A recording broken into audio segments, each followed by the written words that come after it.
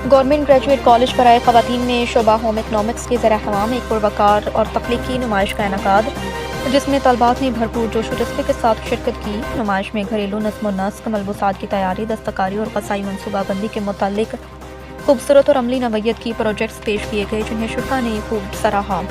تقریب کے مہمان خصوصی ڈاکٹر سیدہ اندلیب، ڈائریکٹر ایجوکیشن کالجز صاحبال تھیں، جبکہ غذائی اعزازی مہمان محمد وحید، اسسٹنٹ کمشنر صاحبال نے بھی خصوصی شرکت کی۔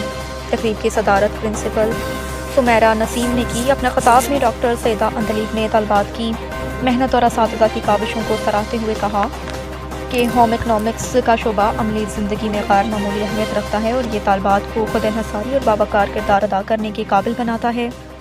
اعزازی مہمان ماہم وحید نے طلبات کی تخلیقی صلاحیتوں کو ان کی لگن اور اساتذہ کی بہترین رہنمائی کا نتیجہ قرار دیا۔ پرنسپل سمیرہ نسیم نے کہا کہ کالج انتظامیہ نصابی کے ساتھ ہم نصابی سرگرمیوں کو بھی بھرپور اہمیت دیتی ہے۔